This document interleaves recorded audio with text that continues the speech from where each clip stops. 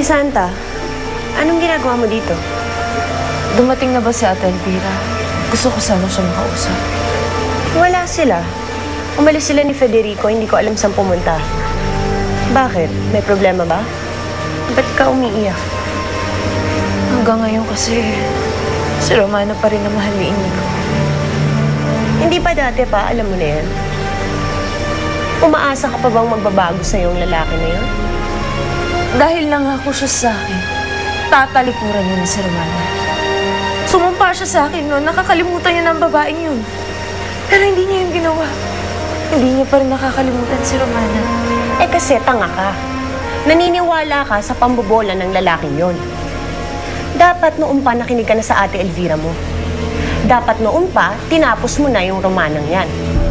Kapag pinatay ko na si Romana, mas lalo kong hindi mamahalin ni Inigo. Bakit? May pagkakaiba ba? Hindi ba hindi ka pa rin niya mahal hanggang ngayon? Kaya kung ako sa'yo, tapusin mo na yung romanang yan para mawala na tayo ng problema.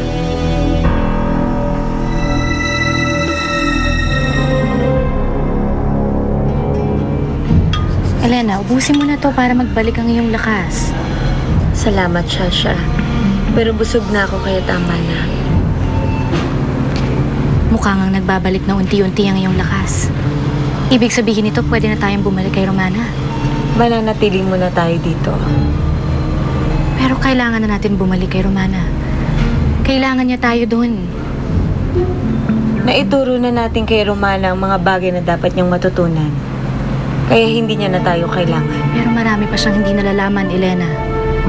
Hindi niya yun matututunan hanggat palagi tayong nasa tabi niya. Ang kailangan niya ay tumayo sa sarili niyang paa para labanan ng mga kalaban. Ang kailangan niya ay matuto sa kanyang mga pagkakamali para maging isang tunay na pinuno at tagapagtanggol. Kaya hindi na muna tayo babalik doon para mapilitan si Romana na tuparin ang kanyang tungkulin. Alam kong lahat kayo ay nanghihina dahil sa ginawang paglusob sa atin ni Elvira. Alam kong natatakot kayo. Kinakabahan. Nag-aalala. Lalo na't hindi naman natin alam kung anong susunod na gagawin sa atin ng mga itim na sorcera. Lalo na't wala dito sina Ate Elena. Aaminin ko kahit ako natatakot. Pero alam kong walang mangyayari sa atin kung padadaig lang tayo sa takot. Kaya gusto ko laksan niyo ang loob niyo. Gusto ko maging matapang kayo. Dahil ang nangyari dito, umpisa pa lang yun ang pakikipaglaban natin sa mga itim na sorcera. Kaya hindi pwedeng natatakot tayo. Hindi pwedeng nalulungkot tayo.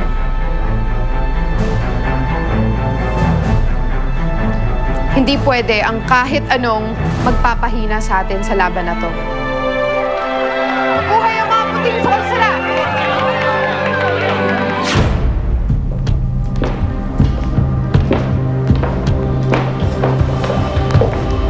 Bakit mo kami pinatawag?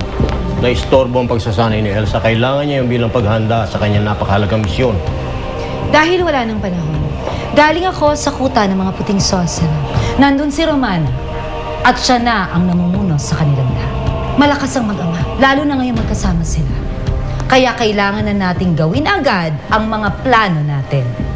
Gusto mo ba patayin ko na si Romana? Ang gusto ko, magpakita ka sa iyong mag-ama. Magpapanggap ka bilang isang Elsang ina ni Romana at asawa ni Romana. Yun ang gagawin mo para makapasok ka sa kuta ng mga puting sorcerer. At yun ang gagawin mo para magtiwala sila sa'yo. Para madali mo makuha ang luminos at mapatay mo agad si Romana. Yun ang gagawin mo, Elsa. At gagawin mo yun sa lalong madaling panahon.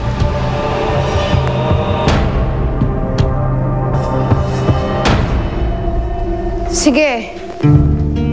Pagbutihan niyo yung mga pagsasanay. Para kung bumalik ang mga itim na sorcera, Wala silang mapapatay kahit isa sa atin. Ibang-iba na si Romana. Natutuwa si Romana nito.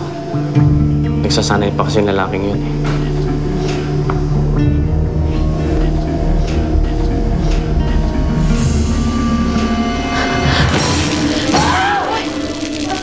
Romana!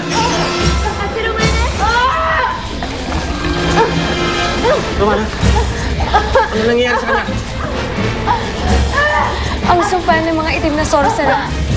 Gumagana na naman ang sumpa ni Cristanta kay Ate Romana.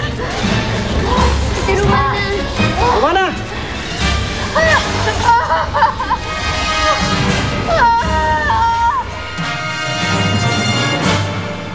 Sumpa ng agad.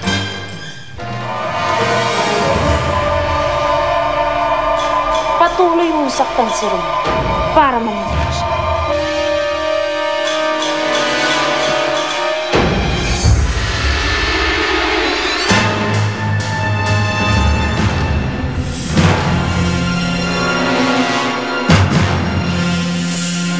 Pag-alab mo sumpa para mawala na si Romana.